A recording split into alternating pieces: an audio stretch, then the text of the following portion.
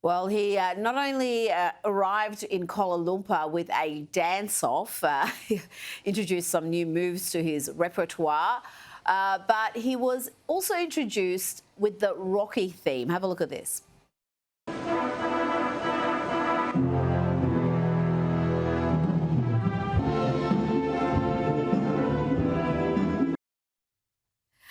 What will China make of the reception the president is receiving from Asian countries during this summit? Well, you would like to think that they would be somewhat cowed. You would like to think that they would be somewhat sobered up by the fact that Donald Trump is being welcomed as a hero in Southeast Asia, not particularly far from China. But Xi Jinping, Rita, is a fundamentally revolutionary figure. Xi Jinping, when you look at what he is doing to the Communist Party, when you look at the purges of his top-ranking military brass that he has done just over the past 2, 3 years, I mean, he is now purging more military generals than I think even Mao Zedong himself reached over a similar time span. He is really consolidating power there. He is not a fan of the United States. He is not a fan of Donald Trump. So I would like to think that they will be sobered up a little bit by this grand welcome that Donald Trump got in Malaysia. With the Thailand and Cambodia deal, place like that there. Unfortunately, I'm not entirely sure that I expect that. It's going to be a very tough trade. It's going to be a very, very tough negotiation between the United States and China there. Ultimately, though, Rita, and here's the key point, the United States has more leverage. The United States fundamentally has more leverage with China. We are the stronger country. We are the stronger economy. The Chinese economy has all sorts of fundamental flaws when it comes to the real estate market, when it comes to the ruinous ramifications of their one-child policy finally coming to roost when it comes to declining demographics. So they have all sorts of structural flaws. As long as Donald Trump kind of keeps his head level here and kind of tries to reprise the art of the deal, I'm pretty cautiously optimistic about what this could result from.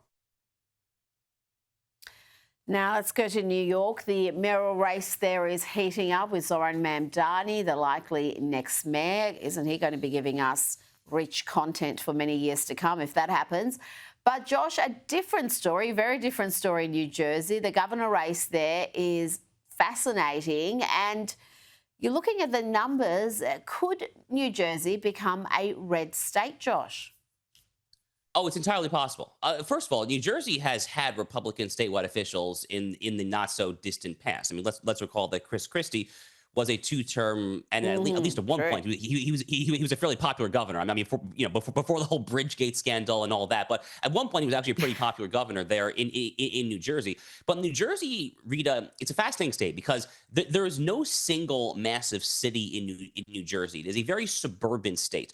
So I think as a lot of these Philadelphia suburbs, these New York City suburbs have started to sour on the Democratic Party because, frankly, they value quality of life issues such as a secure border, such as tamping down on crime, such as increasing real inflation-adjusted wages there. They have soured at this current woke iteration of the Jasmine Crockett AOC Democratic Party. So New Jersey's been trending red for a few years now. They almost actually voted for the Republicans back in 2021. I would not be the least surprised if they can actually pull it off in just a week or so here in New Jersey. I'm not gonna confidently predict it, Rita, but I think it's actually going to be really, really close. New Jersey easily could be the next state to genuinely flip red. I think Kamala Harris only won it by about 5 points, give or take. It was a genuinely pretty close race last November. So interesting, given its proximity to Manhattan. And you could have such wildly different politics so close to each other. Before you go, I want to ask you about this Harvard University resident dean who's attacked police, white people, conservatives, even defended threats against President Donald Trump. And this was before he was appointed, not that long ago. This is a report by Fox News. In 2020 social media posts, Gregory Davis wrote, "You should ask your cop friends to resign since they're racist and evil." He also posted, "Something to keep in mind, rioting and looting are parts of democracy, just like voting and marching. The people will be heard." There you go. Rioting and looting is just like voting and marching. Josh, when is Harvard going to learn? And these posts are from 2020. It isn't exactly a long time ago. Sadly, Rita, this is hardly the only instance of recent Harvard professors going wild. There was actually an insane story that happened one of the Jewish holidays. I can't remember which one it was. I think it was Rosh Hashanah, but it might have been Yom Kippur. It doesn't matter. But there was a visiting Harvard Law School professor who went to a synagogue just outside Boston, a very heavily Jewish area. It was either Brookline or Newton, Massachusetts. and fired like a pellet gun or a Nerf gun in a symbolic act of protest at the synagogue for what exactly? I mean, for being like Zionists or occupiers, I mean, all these various left wing buzzwords.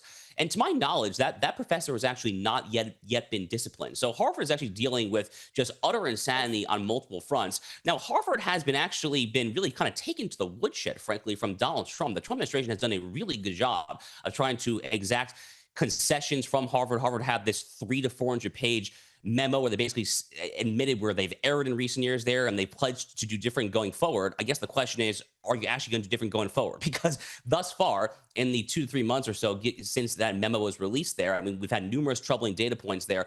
Ultimately, I entrust that the DOJ Civil Rights Division, under the excellent leadership of Harmeet Dillon, they're going to continue to, I think, to hold Harvard's feet to the fire. And let's see what happens, I guess. Josh Hammer, thank you so much for your time.